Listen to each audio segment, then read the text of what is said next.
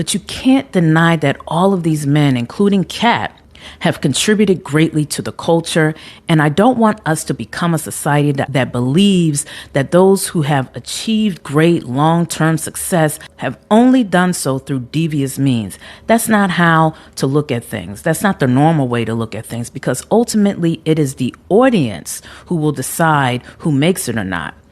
What's up, y'all? So Katt Williams had the attention of the entire internet all day yesterday, and he went in on just about everybody from Harvey Weinstein, Diddy, Tyler Perry, and his fellow comedians. In fact, before the interview even finished premiering on YouTube, it began going viral on X, inspiring memes, jokes, and fact-checking, and it provoked responses from some of Williams's targets. Williams told host Shannon Sharpe that he wanted to address the mistruths said about him by what he called lowbrow comedians.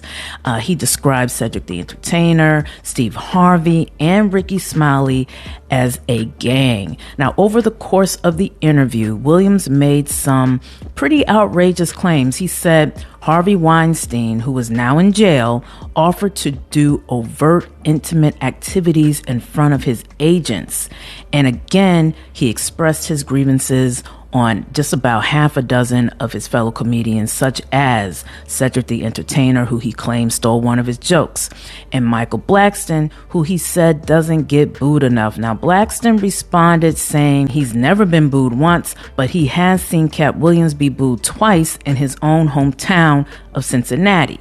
But he did soften it up a bit, calling Katt one of the best comedians. He called him one of the best top 10 and one of the top 5 comedians alive. Now, Williams, like I said, accused Cedric the Entertainer of stealing a joke from his comedy set in the late 1990s, which he performed on the now canceled show Comic View. Williams said, "This is not just a random joke. This was my very best joke, and it's my last joke, and it was my closing joke, and it was back in 1998, and I'm doing this joke, and it's on Comic View." Cedric comes to the Comedy Store, and he watches me in the audience, and he comes backstage, and he tells me what a great job I did and how much he loves the joke. Now, 2 years later, he's doing that as his last joke on the original Kings of Comedy, and he's doing it verbatim. Now, while Williams initially gave Cedric a pass for this use of the joke, at least according to him, he changed his tune after Cedric denied ever using Williams's material. So Williams continued, and he said he thought I was just a no-name comedian and that he could take this joke and nobody would know. Now, Cedric did respond, and he said this in part. He said, "Regardless of what Katt's opinion is, my career can't be reduced to one joke." He says, "I have been in over 40 movies. My specials and brands speak volumes for who I am and the people I have put on, including Cat in the Hat at the Gibson Amphitheater." Now, as for Ricky Smiley, he and Katt starred in the movie The Friday After Next, and this is what he said on Ricky Smiley. He said, "Now, what was Ricky Smiley's next movie? Was it First Sunday? Did he wear a dress in it? You bet he did. It's in his contract. That's where he's believable as an actor. Him and Tyler Perry can't play a man to save their life. They play good women." This is what Katt Williams said. Now, Ricky denied there was any such contract and says David E. Talbert, who actually directed the film First Sunday, personally asked him to portray the role in the film. Now, Ricky noted how Flip Wilson, Richard Pryor, Martin Lawrence, and Jamie Foxx all have played female characters in the past, and it didn't disrupt their legacies, despite Katt hinting it was a down payment to an alleged secret society in Hollywood. Now, Williams also went after Steve Harvey. He alleged that Harvey, who starred as a high school teacher in the 1990s show, The Steve Harvey Show, got that premise from Mark Curry. For those who may not know, Curry starred as a teacher, Mark Cooper, on the sitcom Hanging with Mr. Cooper back in 1992. So here's what Williams said. He said, "The same Steve that went to go watch Mark Curry do his whole sitcom and then stole everything from Mark Curry, now Steve got a sitcom where he's the principal and he wears a suit."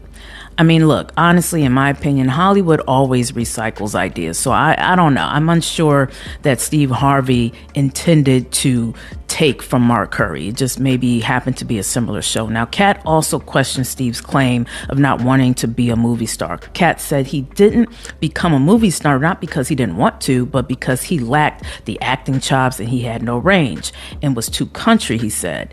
And he also said he looks like Mr. Potato Head, which was just far left. Katt did this interview. It was quite long, and you can catch it on YouTube. But lastly, he also targeted Kevin Hart, who he called an industry plant, questioning why he has garnered so much success. Now, Kevin responded via his X account and probably also took advantage of this viral moment by promoting his upcoming film Lift, which hits Netflix in about a week. So this is what Kevin said. He said, "You got to get that anger out, your champ. It's honestly sad. In the meantime, please enjoy my movie trailer to my next film, Lift, which will be dropping on Netflix in 8 days. There is a moment in the trailer where one of the characters says, 'They really love you.' I know now she's talking about Katt. Mark your calendars, world. This one is special." Now look, Kevin works all the time. He's super successful, several streams of income. He's confident in his talents. In fact, most of these comedians deserve all of their success because they all work hard and have had longevity. That doesn't just happen.